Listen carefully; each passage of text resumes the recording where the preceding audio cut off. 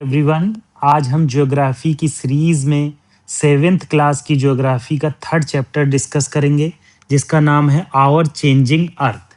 इससे पहले हम सिक्स्थ क्लास की ज्योग्राफी डिस्कस कर चुके हैं। हिस्ट्री में हमारी सिक्स्थ क्लास की एनसीईआरटी की चल रही है, और आर्ट एंड कल्चर में नितिन सिंघानिया और पॉलिटी में लक्ष्मीकांत डिस्कस कर रहे हैं।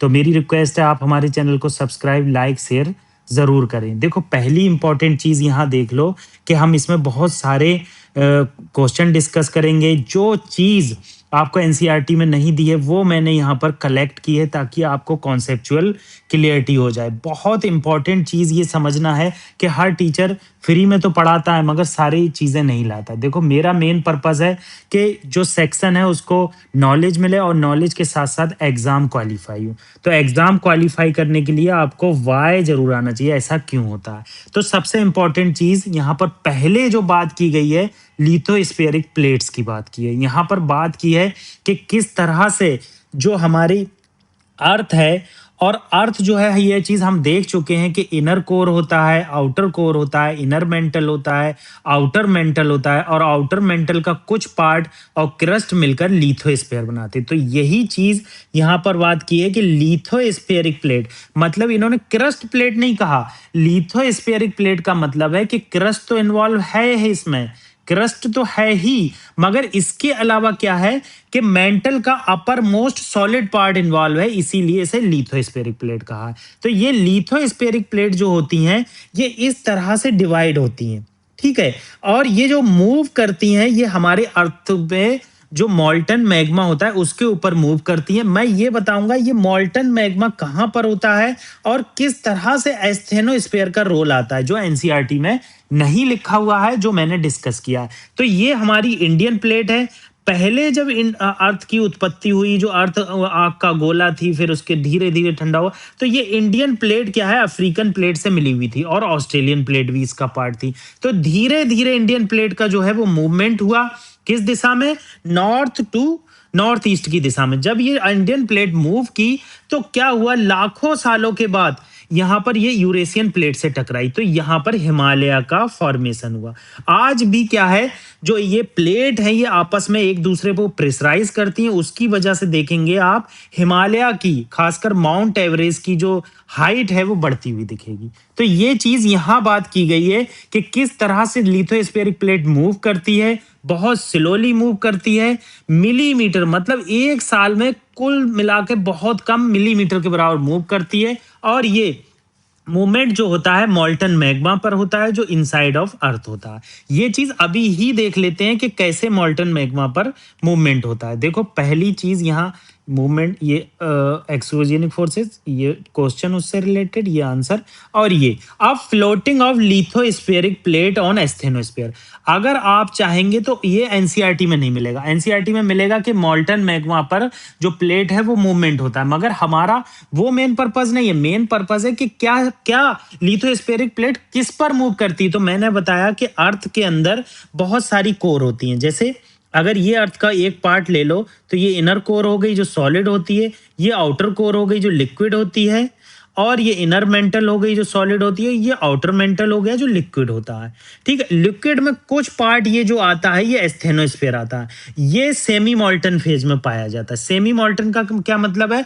कुछ पार्ट सॉलिड होगा और कुछ पार्ट जो है मैग्मा की फॉर्म में होगा। तो इसके ऊपर क्या होता है, जो सॉलिड वाला पार्ट होता है और क्रस्ट, जो हम आज पहाड़ देखते हैं, लैंड देखते हैं, ये मिलकर लिथोस्फीयर बनाता है, और इसी को हम लिथोस्फेरिक प्लेट कहते हैं। यही प्लेट जो है एस्थेनोस्फीयर पर मूव करती है। एस्थेनोस्फीयर मैंने क्या बताया, सेमी सॉलिड होता है। अब लिथोस्फीयर इन्होंने बता दिया, रिजिड आउटर मोस्ट सेल होती है अर्थ की, ये अप्रॉक्स 100 किलोमीटर होती है। एस्थेनोस्फीयर के बारे में बताया कि पार्सली मॉन्टेल रॉक होती हैं जो फ्लो करती है स्लोली।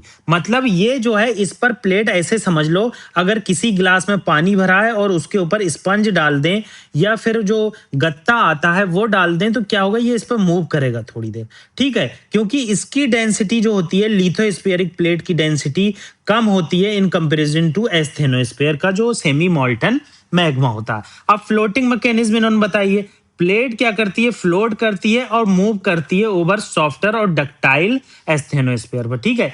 और ये मूवमेंट हैपन होता है किसकी वजह से, ड्यू टू कन्वेंशन करंट की वजह से in the मॉल्टन magma. Convection current का क्या मतलब है, देखो कन्वेक्शन करंट का मतलब ये है, देखो यहाँ पर एक एग्जांपल से इन्होंने समझाया है कि जैसे जैसे हम इसे हीट करते हैं तो ये गोला है, ये ऊपर जाता है और ये भाप निकलती है, मगर जैसे ही ठंडा करते हैं तो इन्होंने आगे क्या लिखा है कि ये जो गोला है नीचे जाता है। तो इसी तरह से कन्वेक्शन करंट होता है। अगर मान लो ये अर्थ है हमारी और इस अर्थ में से मैग्मा निकल रहा है तो ये मैग्मा जो है ऊपर जाएगा, और मैग्मा ऊपर जाते जाते क्या होगा, ये ऐसे फैल जाएगा, इसी को कन्वेक्शन करंट कहा है। और ये क्या हुआ, कुछ इनर पार्ट में फैलेगा स्टेनोस्फीयर के और कुछ आउटर पार्ट में फैलेगा अर्थ के, और यहीं जम जाएगा, और इसी को हम क्या कहते हैं, कन्वेक्शन करंट कहते हैं। तो ये फिर से इसमें आएगा, फिर ये प्रोसेस होगी। तो ये इस तरह से आपको एक फोटो अगर इंटरनेट पे सर्च करेंगे तो कन्वेक्शन करंट का इस तरह से फोटो आपको देखने को मिलेगा कि किस तरह से जो एस्थेनोस्फीयर पे मॉल्टन मैग्मा है वो ऊपर आता है, कुछ पार्ट इंटरनली इंट्रूसिव होता है, कुछ पार्ट एक्सट्रूसिव होता है, और एक्सट्रूसिव पार्ट जो है कहीं जम जाता है, सॉलिड हो जाता है, फिर सॉलिड होते होते फिर ये अंदर, ये एक तरह से साइकिल होती है, इसीलिए इसे कन्वेक्शन करंट का नाम देते हैं। तो अगर आप देखेंगे तो यहां पर कन्वेक्शन करंट की बात हुई है, ठीक है। आप कह रहे हैं कि आइस पीस को आप थिंक कर लो जो वाटर पे मूव करती है, देखा होगा आपने, क्या होगा, आइस जो है आधा वाटर के अंदर होता है, बाहर होता है, तो इसे आइस वर्ज कहते हैं। तो इस तरह से ये मूव करती है। इसी तरह से प्लेट क्या है, एस्थेनोस्फीयर पे सिमिलरली मूव करती है। इन्होंने इंडियन प्लेट का एग्जांपल लिया है कि किस तरह से एस्थेनोस्फीयर पर इंडियन प्लेट मूव करती है और यूरेशियन प्लेट से लास्ट में कोलाइड हुई और हिमालय का फॉर्मेशन हुआ। ये चीज इंपॉर्टेंट है, ठीक है। अब इन्होंने आइस, मैं अभी ये समझा देता हूं, चैप्टर के शुरू में बात को जाएंगे। आइसोस्टेसी, आइसोस्टेसी क्या, इसोस्टेसी बोलते हैं इसे, इसोस्टेसी, ठीक है। ये क्या होता है, जैसे लाइटर लिथोस्फेरिक फ्लोटिंग प्लेट है वो डेंसर एस्थेनोस्फीयर के ऊपर मूव करती रहती, इसे इसोस्टेसी बोलते हैं, ठीक है। वेट इंक्रीजेज, जैसे जैसे क्या होगा, जो लाइटर लिथोस्फेरिक प्लेट है यहाँ पर मॉल्टन मैग्मा आएगा, इसका वेट बढ़ेगा, और वेट बढ़ने से क्या होगा, ये डिपॉजिट हो जाएगी हमारे अर्थ के अंदर, ठीक है। जैसे ये मान लो और यहाँ से निकला और ये डिपॉजिट हो गई, देन ये फिर आएगी, फिर तो ये कह रहे हैं कि वेट अगर इंक्रीज होगा तो सेडिमेंट इसमें डिपॉजिट है, क्रस्ट सिंक होएगा स्लाइटली, वेट डिक्रीज होगा, इरोजन होगा, और ये जो है बैलेंस बना रहेगा। तो यूपीएससी प्रीलिम्स की जो इंपॉर्टेंट लाइन है, lithospheric plate floats on semi molten asthenosphere due to isostatic balance and move because of convection current in the mantle, ठीक है। ये इंपॉर्टेंट चीज आपको मैंने यहां समझा दी, जो यहां पर बात हो रही है कि किस तरह से सर्कुलर मूवमेंट होता है, किस तरह से मैग्मा के ऊपर प्लेट मूव करती है। तो ये बेसिक चीज है, मगर देखो यहां कुछ नहीं बताया मैंने, आपको इजी लैंग्वेज में अच्छे से बताया। नेक्स्ट बात क्या हो रही है कि जो अर्थ है उसमें बहुत सारी फोर्सेस काम करती हैं, एक एंडोजेनिक होती है, एक एक्सोजेनिक। अगर आप देखोगे तो इस तरह से जो मैग्मा निकल रहा है ये एंडोजेनिक है, कुछ एकदम ब्लास्ट करेगा, कुछ प्लेट एकदम मूव होगी तो अर्थ क्यूक हो गया, ये सब एंडोजेनिक फोर्सेस हो गए। तो यहाँ पर आप देखोगे अर्थ के मूवमेंट में एंडोजेनिक फोर्सेस और एक्सोजेनिक फोर्सेस का दोनों का पार्टिसिपेशन होता है। एंडोजेनिक फोर्सेस जो होती हैं वो सडन फोर्सेस में पाई जाती हैं और एक डाइस्ट्रोफिक फोर्सेस होती हैं। अब डाइस्ट्रोफिक फोर्सेस क्या होती हैं, जैसे मान लो ये अर्थ है, ठीक है, इस अर्थ में से किसी जगह पर ये मैग्मा आ रहा है। अब मैग्मा क्या आ रहा है, धीरे धीरे बिल्ड हो रहा है, यहाँ पर बहुत ज्यादा ये माउंटेन बना रहा है। तो इसी को इन्होंने साइंटिफिक लैंग्वेज में नाम दे दिया है डाइस्ट्रोफिक, ठीक है, इसीलिए कहा है बिल्डिंग माउंटेन, ठीक है। जबकि सडन फोर्सेस जैसे अर्थक्वेक, वॉल्केनो, लैंडस्लाइड, ये जो है एंडोजेनिक फोर्सेस हैं, सडन है। डाइस्ट्रोफिक फोर्सेस बहुत स्लो होता है और माउंटेन को बिल्ड करता है। एक्सोजेनिक फोर्सेस देखोगे तो ये इरोजनल और डिपोजिशन होते हैं, जैसे रिवर भाई पहाड़ से चली, इरोज करती हुई चली, ऐसे ही विंड इरोज करती है, और रिवर जब एंड में डेल्टा बनाती है तो डिपॉजिट करती है, सी वेव्स इरोज करती हैं। अभी देखें ग्लेशियर, ये सब बताया गया, ये ओवरव्यू दिया गया है इस चैप्टर में। तभी मैं कह रहा हूं ये चैप्टर सुनना आपके लिए बहुत इंपॉर्टेंट है। अगर आप इस चैप्टर को सुन लेते हैं तो आगे के चैप्टर इजी हो जाएंगे, क्योंकि ग्लेशियर का डेप्थली डिस्कशन होगा, रिवर का डेप्थली डिस्कशन होगा, ठीक है। ये सब चीजें यहां बताई गई हैं।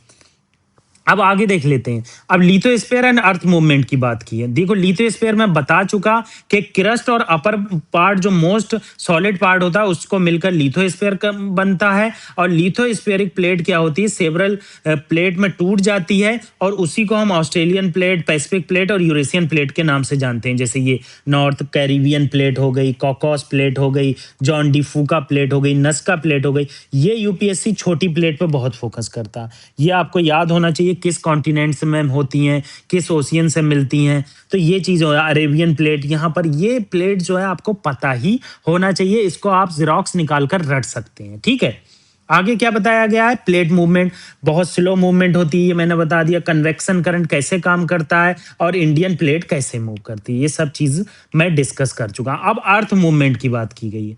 अर्थ मूवमेंट में कौन कौन से जो फोर्सेस इन्वॉल्व होते हैं, टू टाइप की जो फोर्सेस होते हैं, एंडोजेनिक फोर्सेस जिन्हें इंटरनल फोर्सेस कहते हैं, जो इनसाइड द अर्थ ओरिजिनेट होते हैं हीट और प्रेशर की वजह से।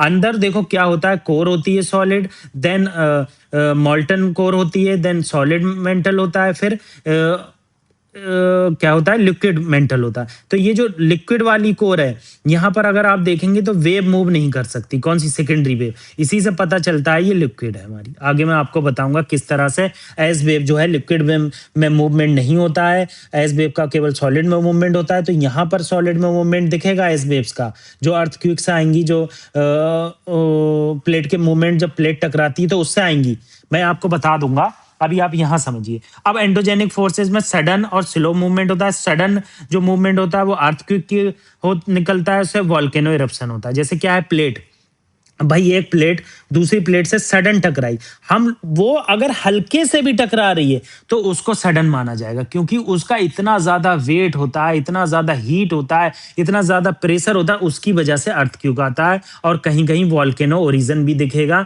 जब दो प्लेट आपस में टकराती हैं या फार अपार्ट होती हैं, मतलब एक दूसरे से दूर जाती हैं। और हमने स्लो मूवमेंट देख लिया, कैसे डायस्ट्रोपिक फोर्सेस होती है, माउंटेन का बिल्डअप होता है, जैसे माउंट एवरेस्ट। ठीक है, अब एक्सोजेनिक फोर्सेस तो आप जानते ही हैं, जैसे वेदरिंग हो गया, इरोजन हो गया, डिपोजिशन हो गया।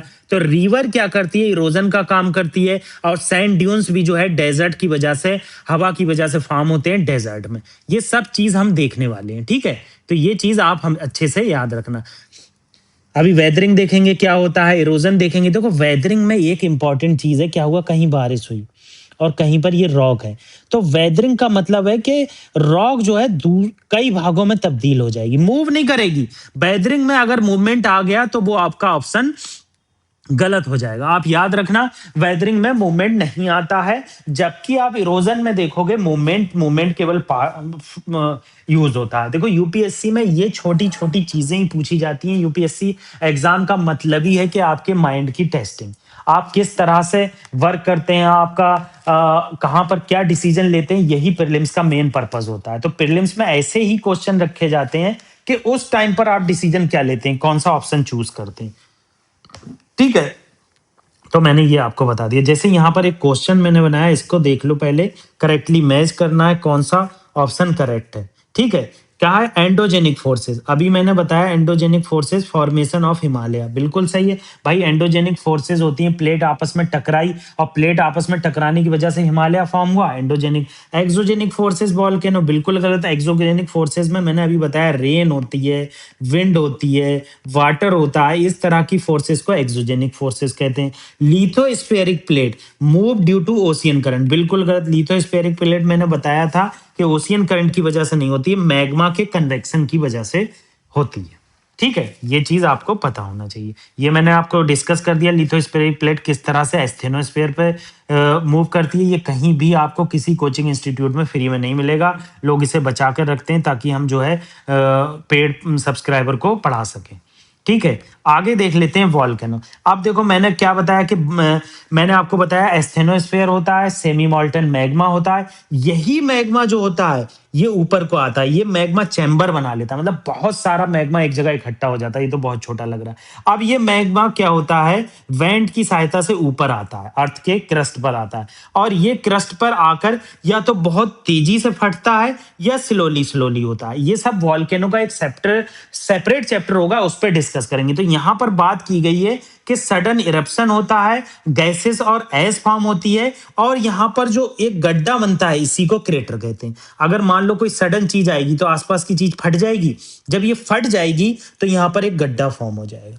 ये चीज आपको पता होना चाहिए। ये लावा देखो एक दूसरे वेंट की सहायता से यहाँ आकर सिल की सहायता से ऐसे हो गया, तो ये लावा जो है जमा हो गया। एंडोजेनिक और एक्सोजेनिक की यहाँ पर ओरिजिन ऑफ द वर्ड बताया। जेनिक का मतलब होता है ओरिजिन, और एंडो का मतलब होता है इनसाइड, एक्सो का मतलब होता है ऑक्साइड आउटसाइड। ठीक है, यहाँ पर ये इंपॉर्टेंट बात की गई है। ठीक है, तो ये चीज देखा। अब आगे क्या बताया कि अर्थक्वेक जब आता है, जब प्लेट आपस में टकराती हैं या प्लेट जब मूव करती हैं, जैसे मान लो कोई चीज है, इन्होंने यहाँ पर एग्जाम्पल देकर समझाइए। ये एग्जाम्पल आप समझ लो, इससे आपको समझ में आ जाएगा। क्या है, कंटेनर में पानी लीजिए आप कुछ, और उसकी लिड जो है बंद कर दीजिए। मतलब ये है कि एक हमने तसला ले लिया और इसकी लिड यहाँ से बंद कर दी, अब इसे गैस से गर्म किया।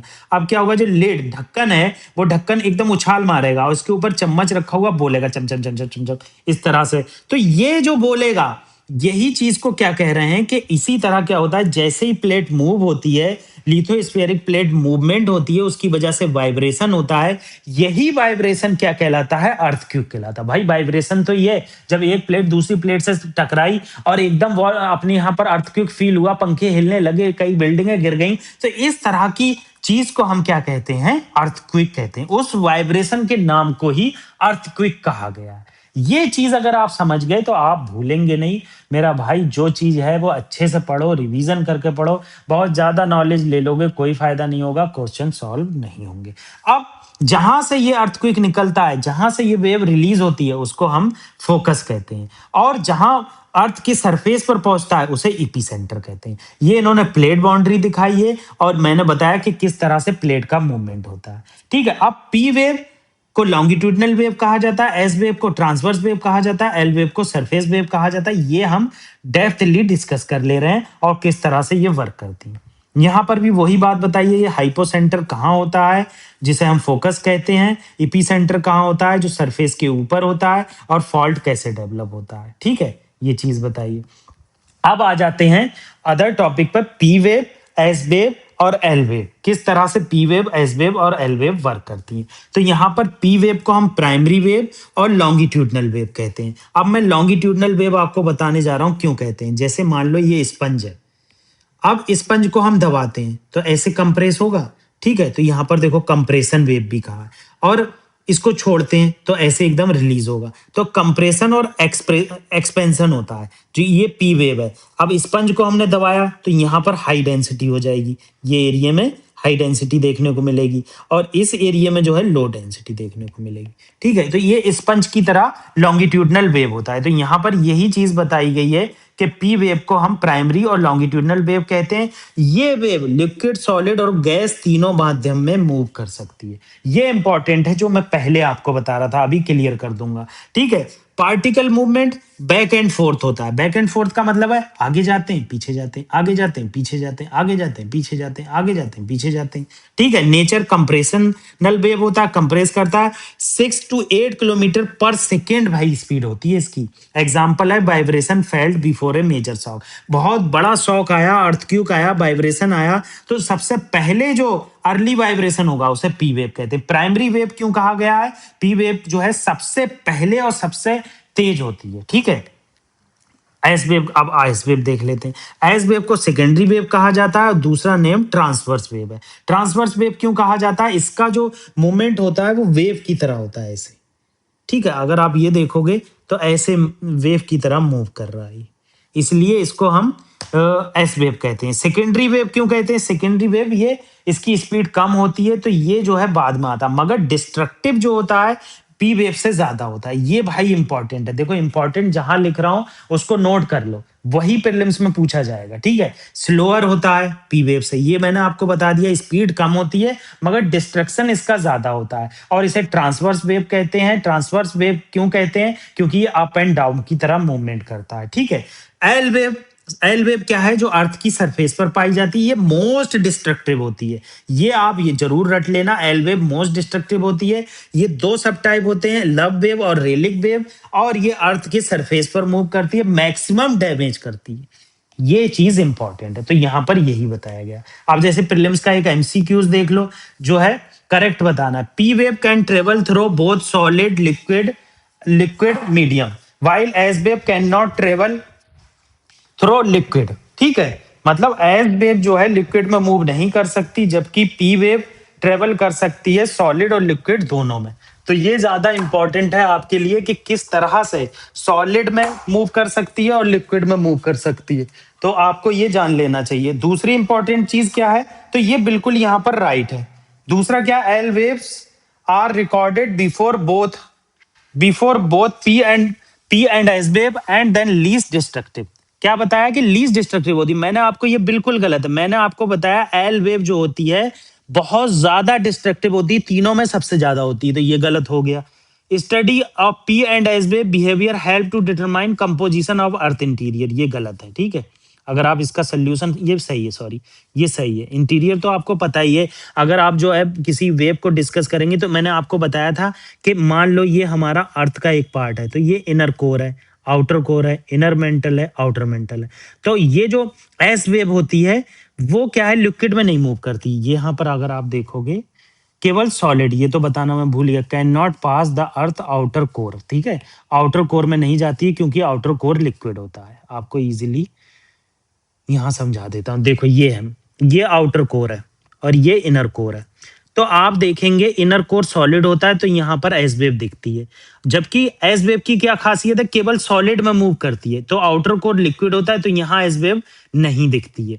तो इसीलिए इससे हमें पता चलता है, एक ज्ञान हासिल होता है कि आउटर कोर लिक्विड होती है, एस वेव हमें ये बताती है। तो ये तीसरा भी यहाँ सही हो गया। तो पहला सही है, तीसरा सही है। एल क्यों सही नहीं है, क्योंकि ये मोस्ट डिस्ट्रक्टिव होता है, ये लीस्ट डिस्ट्रक्टिव लिखा हुआ। आगे क्या बताया गया, आगे ये बताया गया है कि अर्थक्वेक से बचने के कोई उपाय नहीं है। अगर अर्थक्वेक से बचना है तो स्नेक और बर्ड्स, इनको पहले पता चल जाता है, इसलिए इनको स्टडी करना सीखना चाहिए लोगों को। ठीक है, अर्थक्वेक जो है भुज, भुज में बहुत डिस्ट्रक्टिव अर्थक्वेक आया था, 6.9 रिएक्टर स्केल पर इसका मैग्नीट्यूड था। ठीक है, अब अर्थक्वेक जिस पर मेजर किया जाता है उसे सीस्मोग्राफ कहते हैं। सीस्मोग्राफ दिखने में ऐसा होता है और रियल में ऐसा होता है।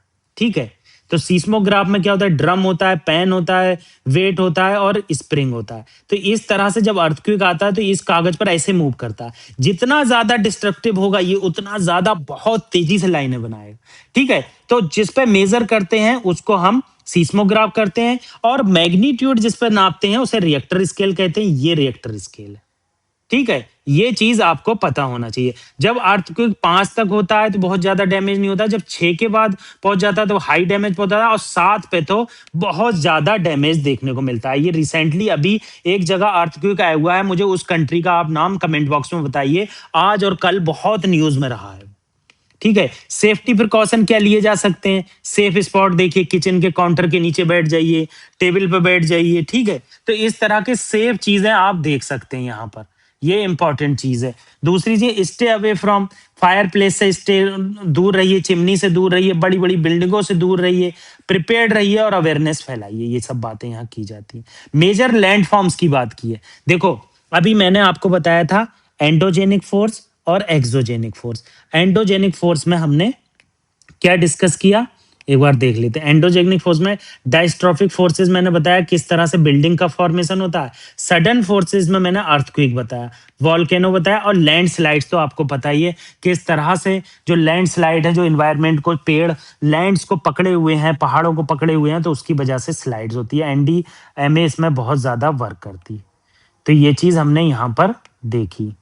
आगे क्या बताया गया है कि आगे, हाँ ये हो गया, ये मेजर लैंडफॉर्म देखने को मिली। अब ये देखो वेदरिंग को यहाँ पर डिस्कस किया। मैंने आपको बताया वेदरिंग का मतलब है जैसे कोई रेन हुई, हवा चली, बारिश हुई, उसकी वजह से क्या होगा, रॉक हुई, मिट्टी हुई, उसमें क्या होगा, वो अपार्ट हो जाएगी, मतलब अलग अलग हो जाएगी, ब्रेकिंग अप हो जाएगी, मगर मूवमेंट नहीं होगा भाई। मूवमेंट किस में होता है, इरोजन में। इरोजन एक ऐसा फीचर है जिसमें सबसे ज्यादा मूवमेंट देखने को मिला। तो मूवमेंट वेयरिंग अवे मतलब मूव करेगा इरोजन में, और ब्रेकिंग अप जो होगा वो वेदरिंग में होगा। ये डेफिनेशन आपको रट लेना चाहिए, ठीक है। अब रिवर की बात की गई, रिवर एक रनिंग वाटर होता है, वो लैंड स्केप में इरोड करता हुआ जाता है, बहुत सारे रिसोर्सेज को लेकर जाता है, और स्टीप कहीं कहीं वाटरफॉल होता है। वो वाटरफॉल क्यों होता है, जैसे मान लो ये लैंड है, अब ये हार्ड रॉक है, तो रिवर इसे इरोड नहीं कर पा रही है, ठीक है। जब इसको इरोड नहीं कर पाएगी रिवर, तो क्या होगा, इसमें हमें देखने को मिलेगा कि इरोड ना करने की वजह से क्या देखने को मिलेगा कि वाटरफॉल देखने को मिलेगा। भाई इस एरिया को इरोड कर दिया रिवर ने, आप यहां देखो, सॉरी, इस एरिया को इरोड कर दिया रिवर ने, मगर इसको जो नहीं इरोड नहीं कर पाई, तो वाटरफॉल देखने को मिलते हैं हमें बहुत सारे। यही यहां पर ये वाटरफॉल दिखाया गया, ये सॉलिड रॉक है, इसको इरोड नहीं कर पाई रिवर, और ये ऊपर से नीचे गिर रहा है। तो हाईएस्ट वाटरफॉल जो है वो एंजल फॉल है, जो वेनेजुएला और साउथ अमेरिका, जो वेनेजुएला साउथ अमेरिका में है। नायग्रा फॉल जो है, जो कनाडा और यूएसए के बीच बॉर्डर मिलाता है नॉर्थ अमेरिका में, और जम्बिया और जिम्बाब्वे के बीच जो वाटरफॉल है वो विक्टोरिया फॉल है। ये नाम आपको पता होना चाहिए क्योंकि एनसीईआरटी में जिक्र है। एनसीईआरटी में जिक्र है, इसका मतलब वो इंपॉर्टेंट है। इंपॉर्टेंट क्यों है, एनसीईआरटी इंपॉर्टेंट चीज ही लेती है। आगे क्या बताया गया है, क्या है, रिवर जो है जब पहाड़ों से निकलती है, बहुत सारे रिसोर्सेज सैंड सॉइल लेकर निकलती है, धीरे धीरे क्या होता है, उसमें मियंडर देखने को मिलता है, ठीक है। अब मियंडर का क्या मतलब है, देखो मान लो ये रिवर चल रही है पहाड़ों से, ये ऐसे पहाड़ बना देते हैं और ये प्लेन एरिया बना। अब जब पहाड़ों से निकलेगी तो बहुत सारी चीजें लेकर निकलेगी और बहुत स्पीड के साथ निकलेगी। जब ये स्पीड के साथ निकलेगी तो ये क्या करेगी, अपनी सॉइल को इरोड करेगी। जैसे यहां पर ये रिवर निकल रही, तो ये इरोड करती चल रही है। अब इधर इरोड कर रही है ये ब्राउन सेक्शन में, मगर इसके दूसरी साइड डिपॉजिट कर रही है। अब इसी को हम मियंडर कहते हैं। अब ये डिपोजिशन, अब ये इरोड किया भाई, ये इरोड करती चली गई, अब इधर डिपॉजिट करती गई, अब इधर मुड़ी तो ये इरोड करती चली गई। अब ऐसे ही इरोड करती चली जाएगी, ये यहां से, ये यहां से, एक दिन क्या होगा, ऐसे ऑक्सबो लेक बना लेगी। यहीं पर ये जिक्र हुआ है कि ऑक्सबो लेक कैसे फॉर्म होती है। जब मियंडर, ये आप आगे पढ़ेंगे जब एडवांस स्टेज में पहुंच जाएंगे, मियंडर जो है ओल्ड स्टेज में फॉर्म नहीं करते हैं। रिवर की 3 स्टेज होती हैं, यूथ, मिडिल और ओल्ड। तो जो मियंडर फॉर्म होते हैं वो मिडिल स्टेज में आपको देखने को मिलेंगे, ठीक है। तो ये चीज यहाँ पर बताइए। ये फ्लड्स प्लेन आगे आ जाता है, यहाँ पर बहुत सारी, जब फ्लड आता है तो यहाँ पर फ्लड्स प्लेन बोल देते हैं। ये बहुत रिसोर्सफुल होता है, यहाँ पर कोई भी धान गेहूं कोई भी फसल की जाती है तो बहुत इजीली हो जाती है। और जब ये फ्लड्स प्लेन यहाँ पर सेडिमेंट जम जाते हैं, इसी को हम लीव्स बोल देते हैं, लेवीज, लेवीज बोलते हैं, शायद लेवीज बोल देते हैं। तो ये आपको पता होना चाहिए। आगे बात क्या की गई है, जब रिवर अपनी ओल्ड स्टेज पर पहुंच जाती है तो ये डिस्ट्रीब्यूटरी में तब्दील हो जाती है। देखो ट्रिब्यूटरी पहले आके मिलती थी जवानी पे, इस तरह समझ लो, जवानी पे लोग आके आपसे मिलते हैं, और जब आप बुढ़ापा आता है तो लोग आपको छोड़ने लगते हैं, तो ये डिस्ट्रीब्यूटरी में तब्दील हो जाती है। तो यहाँ पर बहुत सारे सेडिमेंट होते हैं, और इस सेडिमेंट को ही हम डेल्टा कहते हैं। ये डेल्टा जो फॉर्म होता है, इसी डेल्टा, बहुत फर्टाइल डेल्टा, सुंदरबन डेल्टा। भाई ये बहुत इंपॉर्टेंट चैप्टर है, प्लीज जरूर सुनना। सुंदरबन डेल्टा फॉर्म होता है। ये जो हम बेसिक पढ़ रहे हैं अब, वो आगे चलकर एडवांस बनेगा कि डेल्टा कैसे फॉर्म होते हैं, डेल्टा ईस्चुरी में क्या डिफरेंस होता है, ये सब चीजें एडवांस में देखने को मिलेंगी। आगे क्या बताया गया, सी वेव। अब सी वेव में इन्होंने बहुत छोटी सी चीज बता दी है। सी वेव क्या है, लगातार रॉक को स्ट्राइक करती है, स्ट्राइक करने के बाद वो धीरे धीरे केप बनती है, केप बनने के बाद सी आर्च बन जाती है। आर्च का मतलब हो गया दोनों तरफ से खुल जाती है, और आर्च बनने के बाद स्टैक बन जाता है। स्टैक का मतलब होता है कि वो किसी भी का सपोर्ट नहीं है, मतलब स्टंप, जैसे क्रिकेट का स्टंप जो होता है, ऐसे बन जाता है। अब स्टैक क्या, अब जो है दूसरी आगे क्या बताइए, सी क्लिफ। अब जब रिवर, जब सी बहुत ज्यादा कोस्ट से टकराता है तो कहीं कहीं आपको सी क्लिफ देखने को मिलेंगे। जैसे ये लैंड है, ये पूरा यहाँ पर टकरा रहा है सी, ये बात की गई। आगे आइस की बात की है कि आइस फॉर्म होते हैं, आइस में बहुत ज्यादा पानी होता है, उसका वाटर लेके चलता है, जब वो बदलता है तो लेक में बदलता है, और साथ में बहुत सारे सेडिमेंट लेके चलता है, इसे हम मोरेन कहते हैं, ठीक है, एंड मोरेन। ये सब आप बेसिक फीचर पढ़ रहे हो, इसी का एडवांस आ जाएगा भाई तो आपको बहुत दिक्कत होगी। इसीलिए इस लेक्चर को ध्यान से सुन लो कि क्या ग्लेशियर फॉर्म होते हैं। ग्लेशियर में बहुत ज्यादा पानी होता है, जब वो बहुत ठंडे होते हैं तो जमे अवस्था में होते हैं, जैसी गर्मी आती है तो यही ग्लेशियर जो है हमारी रिवर को पानी देते हैं, उसी को हम पेरिनियल रिवर कहते हैं, जो हिमालय से मिलती है। आगे सैंड ड्यून की बात हुई है। क्या बात हुई है कि विंड जो है इरोजनल और डिपोजिशनल फीचर रखती है। अब यहाँ पर इन्होंने डायरेक्ट मशरूम रॉक डिस्कस कर दिया। ऐसे बच्चों को नहीं समझ में आता। अब मशरूम रॉक क्या है? जैसे मान लो आप रेगिस्तान गए, अब रेगिस्तान में बहुत तेज हवा चल रही है, तो आपने देखा एक पहाड़ी थी बहुत पहले, आप वो 10 साल पहले गए, मगर क्या हुआ, पहाड़ी का कुछ पार्ट जो है गल चुका है। क्यों गल चुका है? ये पार्ट सॉफ्ट था, इसलिए जब हवा चली तो इस पार्ट को जो है वो उड़ाती ले गई, जबकि ये पार्ट जो था स्ट्रांग था, तो ये पार्ट बच गया। तो इस तरह से जो क्या होता है, मशरूम बन जाता है, ये मशरूम बन जाता है। इसी को हम क्या बोल देते हैं? मशरूम रॉक बोल देते हैं। ठीक है। सैंड ड्यून्स कैसे फॉर्म होते हैं? जब हवा चलती है तो सैंड कई किलोमीटर तक उड़कर जाती है, तो सैंड ड्यून फॉर्म्स होते हैं। जो हम हंसिए की शेप के सैंड ड्यून्स पढ़ेंगे, क्रिसेंट शेप के सैंड ड्यून्स पढ़ेंगे, ये सब फ्यूचर में आता है। अब जब ये सैंड बहुत दूर तक चली जाती है, उसे हम लॉयस कहते हैं। ये लॉयस लार्ज एरिया में फैले होते हैं। चाइना में बहुत सारे लॉयस मिलते हैं। तो ये चैप्टर हमने डिस्कस किया। Revision is the key of success. जितनी ज्यादा रिवीजन उतनी करीब सक्सेस। आप हमारे चैनल को सब्सक्राइब कीजिए, लाइक कीजिए, शेयर कीजिए और कमेंट कीजिए। फ्री इनिशिएटिव का फायदा उठाइए। हम पॉलिटी भी पढ़ा रहे हैं, आर्ट एंड कल्चर भी पढ़ा रहे हैं, लक्ष्मीकांत भी पढ़ा रहे हैं और हम हिस्ट्री भी डिस्कस कर रहे हैं। Thank you very much.